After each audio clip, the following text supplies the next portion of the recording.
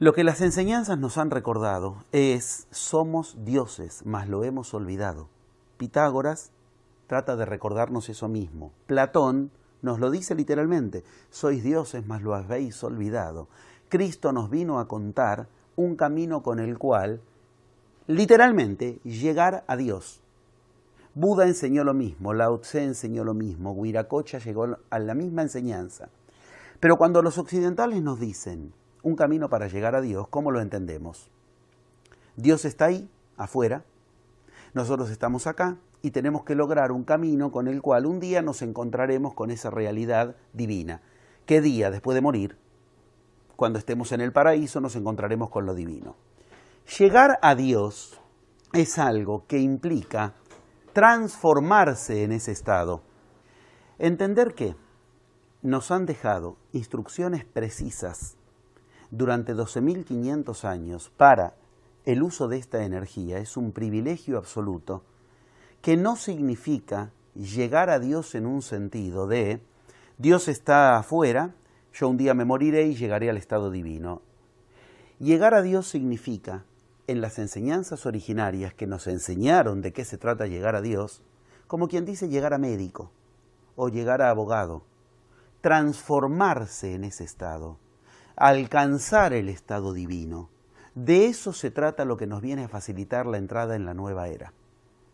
No es una enseñanza repartida aisladamente para algunos.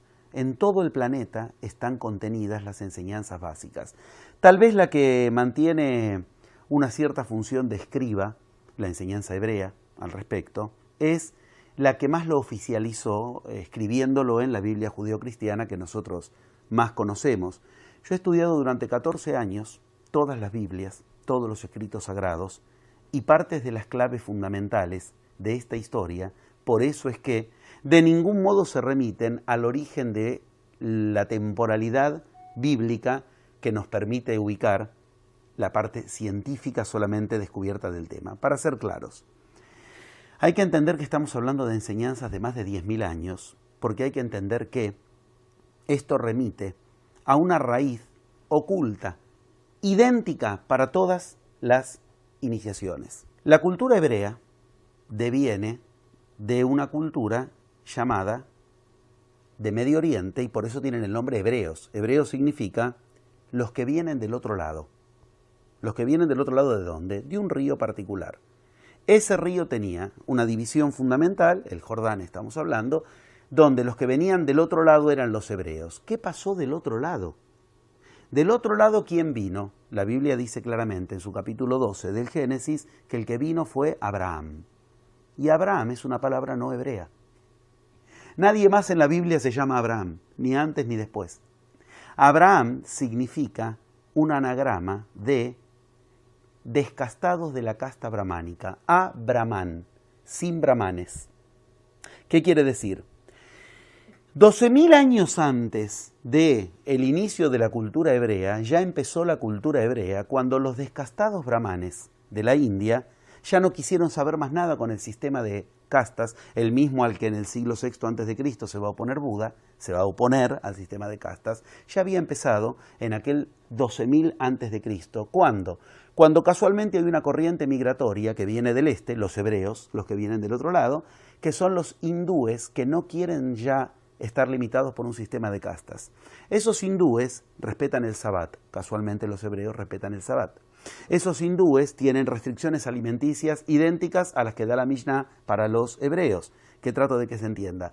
Hay una enseñanza anterior. Por este motivo, hay que recordarlo, Cristo no era cristiano. Yo lo digo casi como una broma, pero cuando en mis seminarios, en mis plenarios lo digo, la gente como que en ese momento se acuerda de que Cristo no era cristiano, que el cristianismo es un invento que viene 4 siglos después de la muerte de Cristo y que nada tiene que ver con Cristo, que nunca quiso fundar una religión nueva.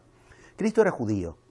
Y como judío, ¿qué hace? Cuando empieza la parte oculta de su historia, hay registros claramente demostrados de que Cristo ¿a dónde fue a buscar sus raíces? A la India. A la India. En los templos de la India y en los templos del Tíbet hay registros de que Cristo estuvo ahí. ¿Por qué se fue a buscar sus raíces a la India si él era hebreo? Porque los hebreos tienen raíces abramánicas, Abraham. Abraham es el que representa una enseñanza hindú que viene muy anterior a la hebrea. Pero esa enseñanza hindú es una de las enseñanzas que nos preparan para el cambio de era. Cristo inició una era, 2000 años atrás, que acaba de terminar y se está iniciando otra era. El mismo lugar de inicio nos dio las claves para el cambio de era. Y Cristo lo que fue a estudiar es lo mismo que en todas esas enseñanzas se estudia en común. Ahí es donde entra ese mapa que en todas las culturas se nos dejó para aprender a usar esa energía que a los humanos nos puede bendecir o maldecir. ¿Qué significa que nos puede bendecir o maldecir? Si el plasma, esa energía de la que estamos hablando, ese maná que los hebreos encontraron en el desierto, si el plasma a los humanos nos va a acrecentar el poder creativo y vamos a crear lo mismo que estamos creando, obtendremos la maldición más bíblica que podemos obtener. ¿Cuál? La que en el Apocalipsis está ubicada en líneas paralelas.